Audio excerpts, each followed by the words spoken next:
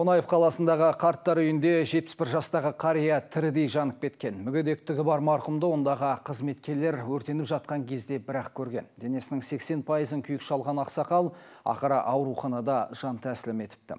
Ал Қонаев қаласының төтенше жағдайлар басқармасы дәл осы мекемеде 15 шақты өртке қарсы ереже бұзушылықтар анықталғанын айтып отыр. Мәселенің мән-жайын Әлібек Шынтемір анықтап келді. Қарттар үйіндегі қариялардың қатары азайып бара жатыр деген қызмет алушылар оқиғаны толық білмейміз деп бас шайқайды. Бір білетіні бөлмесінде бақилық болыпты деп топшылады. Әркім өзі жеке тұратындықтан өртенгенін көрмедік дейді. Тұрғанда естідім, осылай бір кісі қайтыс болып кетті өрттен. Үлкен кісі болатын, бір көздерді көрмейді. Бір-екі рет көргенмін. Сағат 9-да болды. О, шетке жатады. Кім солай айтады енді? Жақсы адам еді. Ал Шарапат әлеуметтік қызмет көрсету орталығының қызметкерлері көрсеткен бөлме өрт болған жерге аса ұқсай қоймады. Бірақ оқыс жағдайды өздері былай деп баяндады. Мына жерде отырып темекі тартқан. Мына жерде бүйтіп отырып. Енді үстінде қазір киімнің бәрі синтетика ғой. Сол киімге тамғанда, жаңағы темекінің шоғы түскенде, анау енді жалп етіп өртенген ғой. Жалп етіп өртенгенге сол кезде ол кісінің беті өртенген, күйген. Дежурналар болады, иә? Ол кісілер ешқайсысы білмеген бе? Білген, ол кісілер памперс ауыстырып жүрген ғой. 4 қызметкердің екеуі күтуші осы 59 адамның сағат 9-дан бастап памперсін ауыстырады. 2 мейірбике бағанағы осы жерде қызмет алушылардың денсаулықтарына жауап береді. Бұл кісі темекі тартады, мазасыз темекі тартпаса, ол кісі енді өз бөлмесін жатқа біледі ғой. Любой кірген шыққан адамнан темекі сұрап алады ол. Қарттар үйінің қызметкерлерінің сөзінше 71 жастағы қария дәл осы жерде отырған жерінен өртенген. Олардың айтуынша темекінің шоғы киіміне тамып, содан өрт шыққан дейді. Бірақ байқасаңыздар, бұл бөлмеде бір емес екі бірдей жалынды сезетін құрылғылар орнатылған. Олардың ол мезетте неге істемей қалғанын ешкім түсіндіріп бере алмады. Қазір мен де тексеріп көрмекпін. Міне қазір байқасаңыздар, оқиға болған жерден мынау құрылғылар қатты алыс орналаспаған.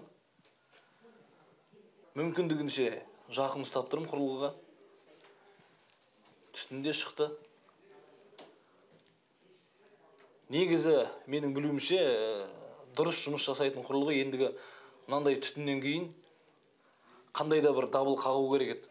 Бәлкім осы құрылғылар дер кезінде дабыл қағып, дәрігерлерді немесе кезекшіні шақырған кезде бұндай жағдай болмас бет дегенде үміт бар. Ал Қонаев қаласының төтенше жағдайлар басқармасы бұл мекемеге тексеріспен келіп, талапқа сай келмейтін тұстарын тізіп тұрып көрсетіп кеткен екен. Алайда қарттар үйінің басшысы еш шара қолданбады дейді.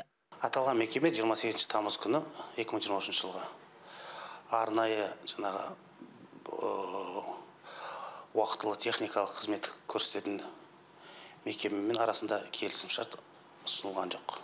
Бұл жаңа грубое нарушение. Анықталған бұзушылықтарды кему бойынша ұйғарымдама берілген, және жаңағы анықталған бұзушылықтарды жою үшін 2 ай уақыт берілген. Енді қанша ереже бұзушылықтар анықталды? 15 бөлмелер жаңағы автомат сигнализациямен жүйесі орнатылмаған. Дәрігерлер қарияның өте ауыр жағдайда ауруханаға түскенін айтып отыр. Өлім аузында жатқан қызмет алушының алған жарақаттары ауыр болған соң бірден жансақтау бөліміне жатқызған. Басы, мойны, склеросы дейді, ожог глаз, мойны, кеудесі, іші, 2 қолы, аяғы до тобығына дейін, қолы лучезапястный сустав дейді, сол жерге дейін ожог алынған. Ожогтың көлемі 75-77%, тереңдігі 2-3 АБ степен болып есептеледі. Атаның өзінің қосымша ауруларына байланысты 8:20-да ата қаза тапты. Облыстық прокуратура қызметкерлері бұл іске қатысты қылмыстық іс қозғалып, өз-өзіне қол жұмсауға итермелеу фактісі бойынша тергеліп жатқанын хабарлап отыр. Айта кетейік, дәл осы қарттар үйінде 2023 жылдың 13 наурызында тағы бір қария асылып өлген еді. Әлібек Шынтемір, Сағынтай Мұңайтпасов, Алматы телеарнасы.